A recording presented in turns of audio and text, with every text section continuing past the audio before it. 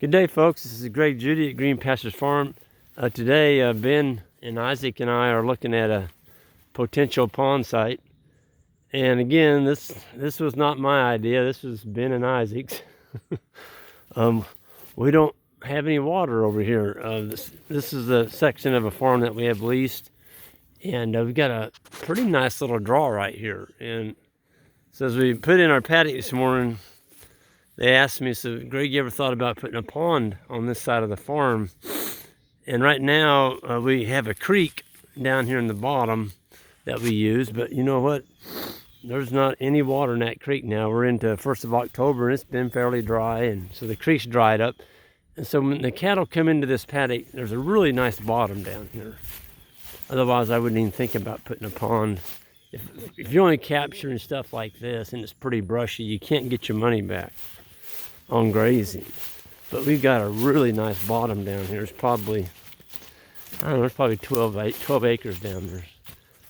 It's right over that terrace. It goes all the way up that valley and down. So the cows today, I'm sorry, when we move them in here, they're gonna have to go walk from the furthest point, probably close to half a mile, back to water.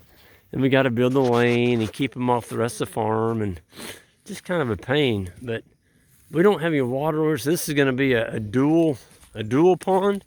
We'll be able to use it for wildlife. The deer are going to flock to this, the turkeys, and we're not losing a lot of valuable grass. So where Ben is standing over there, that'll be one edge of the dam.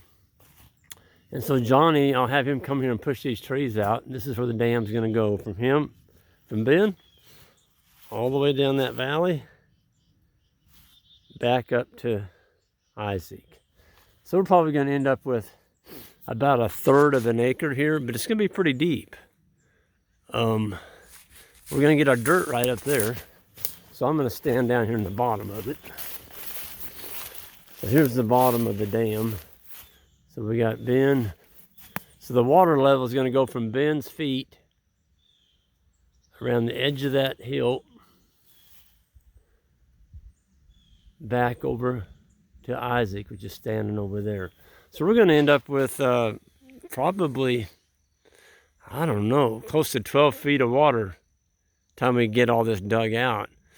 And so you guys can come on back down here. I had to have my pond dam markers there.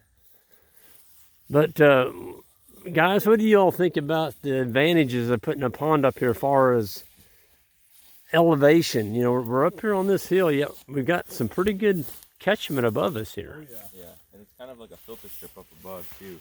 It's all just timber up above, so there's nothing going to be pooping and peeing up, right, running into the water. Right, it's going to have a clean watershed. Mm-hmm. Yep. And then you're going to put a tank down below. Well, that's what I was kind of gearing towards. So this is pretty rough right back in here, this land, and we'll take these trees out, and there's a terrace. Let's go down and look where we've got a terrace that was built by the previous landowner. I think he told me back in the day, this terrace was put in like back in the 30s. This is an old terrace. But a lot of the old timers did this to keep the water out of their bottoms. And I think they're still doing this a lot, but this is common practice. You build the terrace to keep the water out of your bottom so you can farm them. Or it's really wet right here. Yeah, it is. It's wet right in here. But so we'll take a trencher, because the back of the dam's going to be right up there by those trees that are gone. They'll be gone. We'll run a trencher across this terrace. This is a perfect spot right here. We'll run our tank. Yeah, we can put a tire tank right up here, right there where you boys are standing. So the water is going to run away from it. Mm-hmm. And look what's right out there. Just got to walk up this little hill. Yep, there's our grazing. So, man, I'm excited. This is going to be awesome. We're going to have to take down our wildlife fence that we put up about a month ago. That's the beautiful thing about high tensile, though. There's a tensioner right down that valley there. We just undo the wire, pull the post up, let Johnny build his pond, then we put it back in. Mm-hmm. So I think we put that in that morning I timed it. I think it was about 45 minutes. Yeah. Yeah, you took a video of Yeah, it. you took a video of most of it. Yeah. But yeah, So feels like we just put it in. yeah. Well, we're not going to have to do anything with the fence on this side, but up there where that dam goes, definitely we got to take those posts out. But again, they're not into that deep.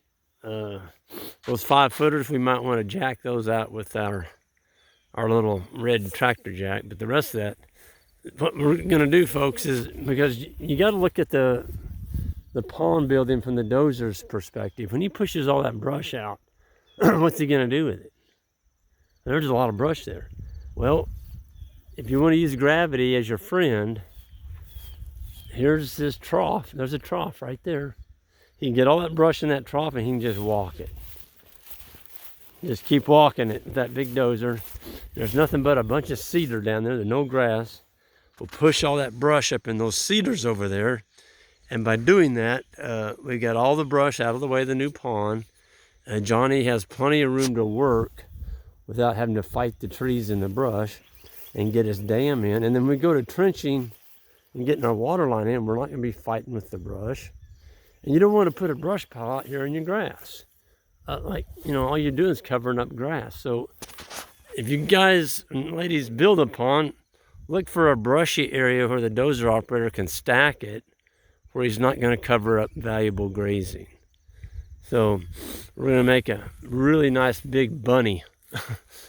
Yeah, the rabbit-tat. We're going to have some rabbit-tat down in there. And mice and squirrels. And yep, mice and squirrels, the coons, to feed the coyotes. yeah. We're talking about wildlife. What did y'all see on the way over here this morning? Saw 2 white-tailed bucks. Like You were kind of giddy this morning when I got. I was. It's like, Greg, you missed it. You missed it. What? And I'm like, well, Ben, you saw the big one, didn't you? Yeah, it was in front going up through the woods. Isaac got excited when he saw the small I one. saw the small one and I got excited. It was outside his ears, wasn't it? The rack. He was a good 8-point. But the big one was even bigger. Yeah, It was wider. Oh God, Ben, you're making me jittery. it jumped from one property that we managed to the other. To the other. Isn't that awesome? Yeah. Yeah. And it cleared that 5-strand. 5-strand high tensile like there was nothing. Blowing right over. Well, again, folks, the fence they're talking about is our. It's up there on that new lease we got, and that top wire is 42 inches, and so I tell people if you got a cow that'll jump a 42-inch fence, you probably need to just send her to town or let her find another home somewhere because she doesn't belong on your farm. Those are hamburger cows. They need to go into hamburger. But yeah, that got me going because I pulled out my old stocking hat this morning. I got my scarf on. I feel like it's 10 degrees below zero out here. Well, Ben, you've got your hood on too. It's like 45. It's cold. Yeah. Maybe not anymore. You got your neck warmers. Just Yep. Keep the wind out. Yep. Yeah. That's chilly. It's like really starting to kick into fall weather. I had to dig my old trusty stocking hat out, and I know you guys in Oklahoma, you told me, said, Greg, that stocking hat don't do much for us. You need to get a Stetson on your head. You know who I'm talking about, Scott. And I said, well, Scott, on these cold mornings, that stocking hat feels pretty dang good on my head. So anyway, and Scott, I haven't forgot about you. I will get that information on that winch to you for that. You asked about that for that baling mower, so I'll be getting that to you. Anyway, I'm going to be signing off of here, and we're anxiously waiting for Johnny. He's got quite a bit going on at the Judy farm right now. He's digging out another mud pond this morning. And he may be cleaning out a couple for my sister and brother-in-law. They're kind of looking at one. So anyway, he's got quite a bit of work to do before he comes here. There's some swales that I built years ago that I'm really, really not happy with. They're just wreaking havoc on our land. And the landowners aren't happy with them, and we're going to fill them back in. So I'll be having a video on that and why we're doing it. I'm going to show you the results of it.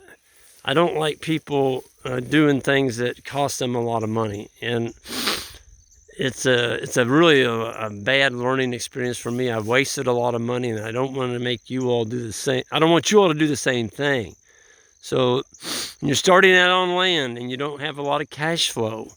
I say, there's nothing wrong with building ponds and fence and water, because you can capture, manipulate your livestock around your land and you have control of them. But to go out and put something like this in, now this is a big terrace. We're talking swales though, and they've really carved up the land, and now the landowners can't get to the back of their farm, and it's just causing a lot of havoc. And so we're gonna show you that whole process. So anyway, I'm going to sign off, everyone. Hit that subscribe button on the way out for you new viewers, and that like if you would, and we'll see you down the road.